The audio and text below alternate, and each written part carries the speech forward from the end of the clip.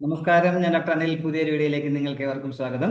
Kozhikode NIT national institute of ടെക്നോളജിയിലെ ad hoc ഫാക്കൽറ്റിമാരുടെ ഒഴിവുകളിലേക്ക് അപേക്ഷ ക്ഷണിച്ചിട്ടുണ്ട്. Department of humanities, arts and social science. അതിനകത്ത് economics, English, French, Japanese, German language വരുന്നതാണ്. അപ്പോൾ department of management studies, department of education, അതിനകത്ത് സുവോളജി, എക്കണോമിക്സ്, മാത്തമാറ്റിക്സ്, എഡ്യൂക്കേഷൻ വരും. അതുപോലെ centre for innovation, entrepreneurship and incubation, ഇതിലെല്ലാം വേക്കൻസികളുണ്ട്. ടെമ്പററി ബേസിലായിരിക്കും. 39 വേക്കൻസികളാണുള്ളത്. PhD ഉള്ള കാൻഡിഡേറ്റ്സ് ആണെങ്കിൽ അവർക്ക് 70,000 രൂപ പ്രതിമാസ ശമ്പളമായിട്ട് ലഭിക്കും. അതിൽ PhD ഇല്ലാത്തവർക്കും മാസ്റ്റേഴ്സ് ബിരുദമുള്ളവർക്കും 58,000 രൂപ വരെയും പ്രതിമാസം ശമ്പളം ലഭിക്കുക എന്ന കാര്യം കൂടി മനസ്സിലാക്കുക. ഇത് ജൂലൈ 2025 ആരംഭിക്കുന്ന സെമസ്റ്ററിലേക്കാണ്. ഒരു സെമസ്റ്ററിലേക്കായിരിക്കും അപ്പോയിന്റ്മെന്റ് എന്നാണ് പറഞ്ഞിട്ടുള്ളത്. അപ്പോൾ ഇതിലേക്ക് ഓൺലൈനായിട്ട് 2025 ജൂൺ 2 മുതൽ ജൂൺ 23 വരെയാണ് അപേക്ഷിക്കാൻ. ജൂൺ 23 അവസാന തീയതി വരെ മനസ്സിലാക്കുക. അതിലേക്ക് റിക്രൂട്ട്മെന്റ് പോർട്ടൽ പറഞ്ഞിട്ടുള്ളത് https:/faculty-recruit.nitc.ac.in ഈ സൈറ്റ് വഴി വേണം ഓൺലൈനായിട്ട് അപേക്ഷിക്കാനായിട്ടുള്ള കാര്യം കൂടി പ്രത്യേകം ശ്രദ്ധിക്കുക.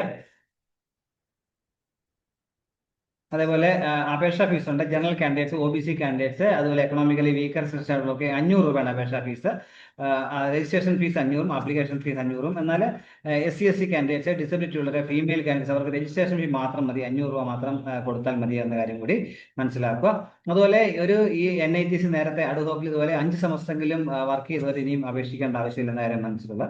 അതുപോലെ ബിരുദത്തിനൊക്കെ മാസ്റ്റേഴ്സ് ബിരുദത്തിനും PG ലെവലിലും ഒക്കെ 60% മാർക്ക് ഉണ്ടായിരിക്കണം. CGP ആണെങ്കിൽ 10ൽ 6.5 ഉണ്ടായിരിക്കണം എന്ന കാര്യം കൂടി മനസ്സിലാക്കുക.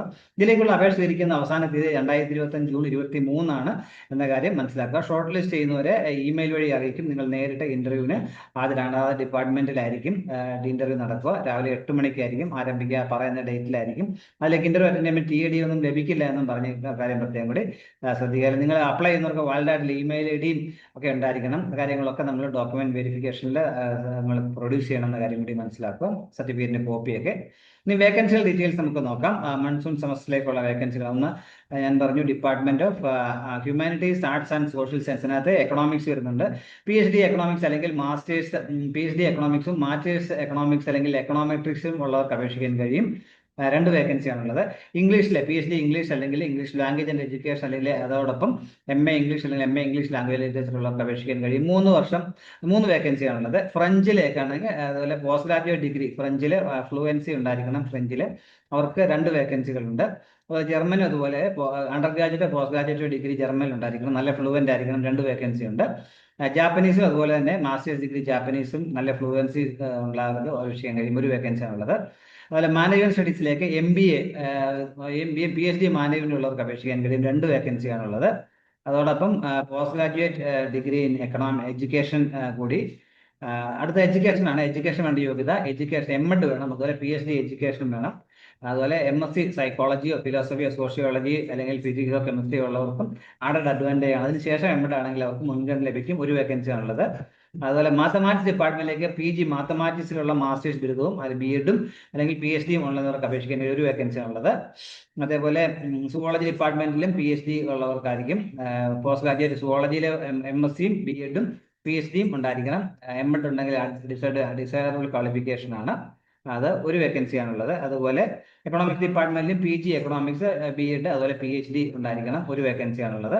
Centre for innovation, entrepreneurship and ഇൻക്യുബേഷനകത്ത് PhD എന്റർപ്രണർഷിപ്പിലോ മാനേജ്മെന്റിലോ ഇൻഡസ്ട്രിയൽ എഞ്ചിനീയറിംഗ് ഉള്ളവർക്ക് അപേക്ഷിക്കാൻ കഴിയും.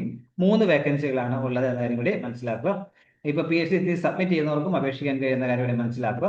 ശമ്പളം ഞാൻ പറഞ്ഞു. PhD ഉള്ളവർക്ക് 70,000 രൂപയും PhD സബ്മിറ്റ് ചെയ്തവർക്കും PG ആൾക്കാർക്കൊക്കെ 58,000 രൂപ ആയിരിക്കും പ്രതിമാസം ശമ്പളം ലഭിക്കുക എന്ന കാര്യം മനസ്സിലാക്കുക. അപ്ലിക്കേഷൻ ഒപ്പം PhD സർട്ടിഫിക്കറ്റിന്റെ പ്രൊഫഷണലോ ഡിഗ്രി സർട്ടിഫിക്കറ്റിന്റെ കോപ്പി കൂടെ നമ്മൾ ഹാജരാക്കേണ്ടതായിട്ടുള്ള കാര്യം കൂടി പ്രത്യേകം ഓർത്തിരിക്കുക.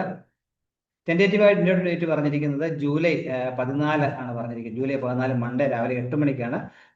അതാത് ഡിപ്പാർട്ട്മെന്റിലായിരിക്കും നടക്കുക. അപ്പം ആപ്ലിക്കേഷനൊക്കെ നേരിട്ട് നമ്മൾ കൊടുക്കുക. അതിനുശേഷം സ്ക്രീൻ ചെയ്യുന്നവർ ഇമെയിൽ വഴി അറിയിക്കുന്നതായിരിക്കും. താല്പര്യമുള്ളവർ ഈ അവസരം പരമാവധി മുന്നേപ്പെടുത്തുക. കുറച്ചു കാലത്തേക്കാണെങ്കിലും നല്ലൊരു എക്സ്പീരിയൻസ് ആയിരിക്കും ലഭിക്കുക എന്ന കാര്യം കൂടി മനസ്സിലാക്കുക. നല്ല ശമ്പളത്തോടുകൂടി തന്നെ മികച്ച ഒരു വിദ്യാഭ്യാസ സ്ഥാപനത്തിൽ ഒരു കുറേ നാളെങ്കിലും വർക്ക് ചെയ്യാനുള്ള അവസരം ലഭിക്കും. അപ്പോൾ ഈ അവസരം പരമാവധി മുന്നേപ്പെടുത്തുക. ഇത്രയും നേരം ഈ വീഡിയോ പൂർണ്ണമായും നന്ദി രേഖപ്പെടുത്തുന്നതോടൊപ്പം ഇനിയും നിങ്ങൾക്ക് ഇതുപോലെ ഇൻഫർമേഷൻസ് ഒക്കെ ലഭിക്കാൻ നിങ്ങൾ ചാനൽ സബ്സ്ക്രൈബ് സപ്പോർട്ട് ചെയ്യണം. എല്ലാവർക്കും നല്ല കാര്യം ഉണ്ടാവട്ടെ എന്ന് ആശംസിക്കുന്നു. Thank you very much. Thank you.